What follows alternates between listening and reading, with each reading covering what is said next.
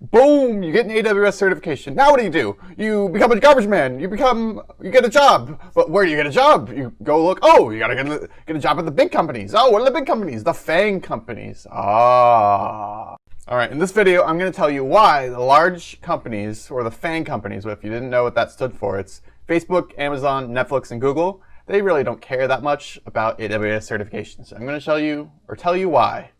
So this might be a touchy subject for my channel since I make a lot of videos about AWS and AWS certifications, but I feel like I should be genuine and tell you that these AWS certifications are not the solve-all issue, or solve-all potion that you can drink and you magically get a job. It just doesn't work like that. And it especially doesn't work for these FAANG type companies. Because if you look at Google, like, they have their own cloud provider, right? But why would they care, or why would they care about AWS certifications when AWS is their enemy? It just doesn't make sense logically. And also, from a fundamental perspective, like Google and these other FAANG companies, they want to see that your problem-solving like prowess. They want to know how you could solve problems. They don't really care about what you know. It's not about what you know with them. It's about how you can do it. Because at the end of the day, anything can be learned in the job. If you don't know a language, sure, they can teach you. But they can't teach you how to solve problems the right way. This is not to say, however, that like many companies do care about AWS certifications. Like the smaller companies do. So like, if you think of like something like Capital One, they use AWS. They might care about AWS certifications. How much they care? It's hard to say. It really depends on the company and the employer. But I'm not saying that like all large companies don't care. But I'm just saying that I guess the larger they get, the better probably their hiring practices are. And of course, they're going to be looking more and more for your problem-solving skills instead of like your knowledge to see if you're certified or not. So these smaller companies, they probably don't have as many people like applying to them. So that's why these AWS certifications might actually mean something in the end. It might show that some dedication, like, because you have to study like a little bit, like at least a week to get an AWS certification. Like at minimum, I would say, unless you're talking about like a really easy one like Cloud Practitioner. But yeah, you have to study a week, and that's what it really shows. It just shows that you can sit down for a week, a month, a couple years, a lifetime, and you can sit down and just take this exam, because these exams take a while to take, like 2 hours. Like, I go crazy in that time. In fact, I'm already crazy from it. Now, I'm also not saying that AWS certifications will hurt you necessarily when applying to these large FAANG companies. It might hurt you though if like you're applying to Google and you don't have enough space in your resume for like a project, a previous employer or something. So you have the AWS certification taking up space on your resume, and you might think, oh, it's just one certification. Like this guy right here, I have like 50 million certifications, so like that might take up space on my resume. Maybe a little bit of space. Before I go any farther, don't forget to triple click that like button for the YouTube algorithm. That'll help me a lot. All right, thanks. There is also the idea that, for example, if you are trying to apply to like Microsoft, they have Microsoft Azure. They don't want to see AWS certifications on your resume because you're basically saying you care more about the competitor than you care about Microsoft. If I was an employer, I probably wouldn't want to see that. I mean, it might show that you know about cloud provider and like cloud technology and computing and stuff like that, but I wouldn't want to see that on my resume. I would go to like the next person that has equivalent skills, but doesn't have that on their resume, and instead has like they knitted or something. Well, maybe not that extreme, but now I do want to look at the counterexample of some large companies that will care that you have AWS certifications. And two companies in FAANG have and use AWS. So they might care. So those two companies are, of course, Facebook. And Facebook is really large, so they use Amazon all the time. Of course, they work a lot with data. So if you do want to go and work at a FAANG company and you have like 1 million certifications like me, then yeah, FAANG might, or Netflix sorry, Netflix also cares. But Facebook might care about that. But I mean, I wouldn't focus on AWS certifications though. If you just want to get into Facebook, I would rather focus on like Leetcode and stuff like that. Your data structures and algorithms. All the other YouTubers sell the shovel on how to get into those kind of companies. So I'm not one to do that. So yeah, like I said, so Facebook uses AWS, so they might care a little bit, and then Netflix uses AWS as well, so they will care a little bit as well. Maybe. It's hard to say. Now you might be saying, okay, I don't want to get into these big FAANG companies, but I do want to get into a large company that uses AWS. In which case, yeah, there is plenty of those companies. So you can think of like Capital One.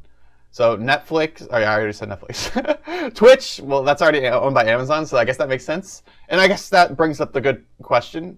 Does Amazon care about AWS certifications? And from my research, they don't really care that much. It might show that you're interested in AWS and that you want to know and learn more about the different services they use, so potentially you can work on AWS, because that's where I believe most software engineers and IT people are working on at Amazon, and it's AWS, because there's a million services there. That's why I have a million certifications. All right, I'll stop saying that. But anyways, AWS might care a little bit, because like they'll say, oh, this guy has AWS certifications. He knows the AWS certifications, so he at least knows a little bit about the services.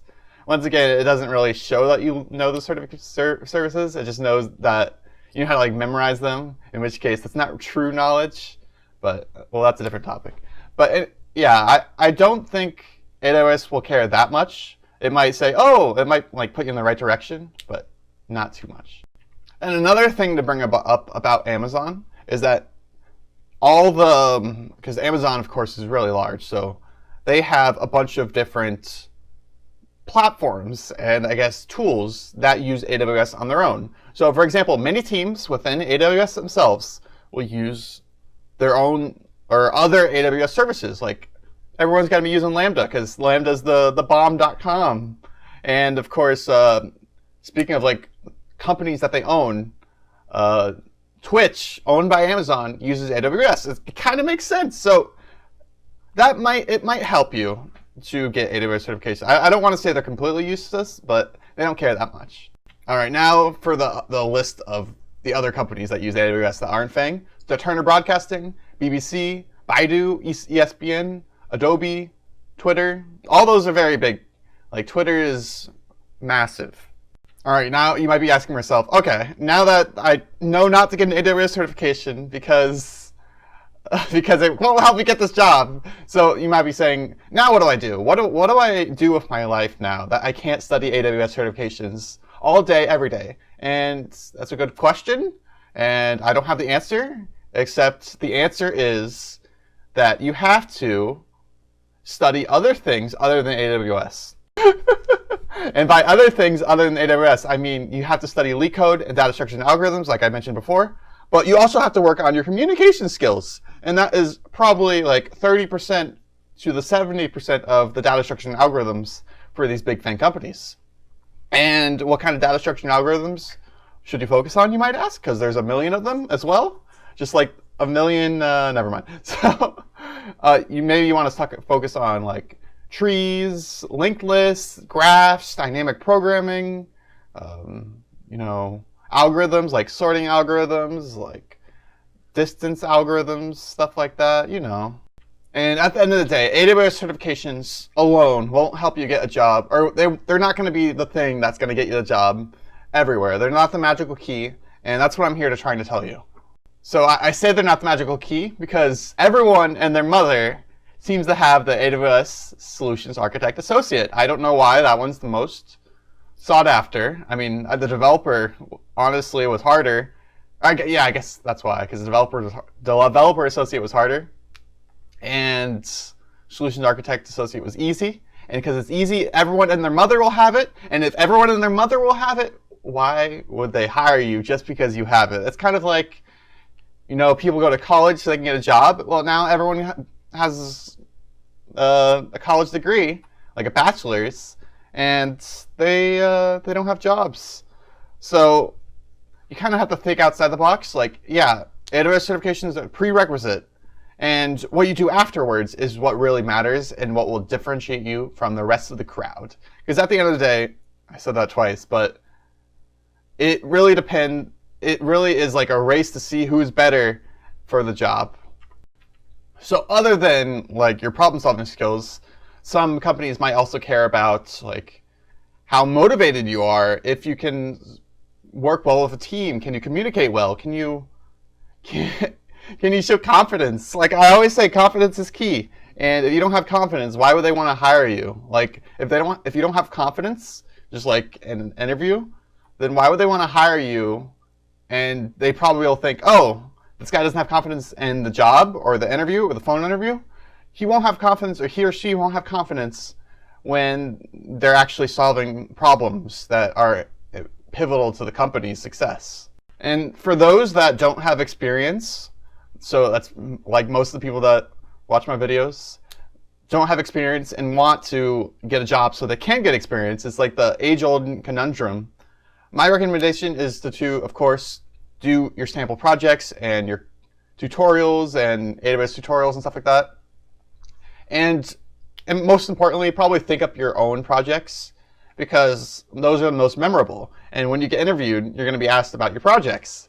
And you're not going to remember some project you copied off GitHub like 17 months ago. You're going to remember the project that you built yourself, that you designed, you thought up, and you've built many, many hours on it. You want to understand that, and that's what will help you the most, and not AWS certifications.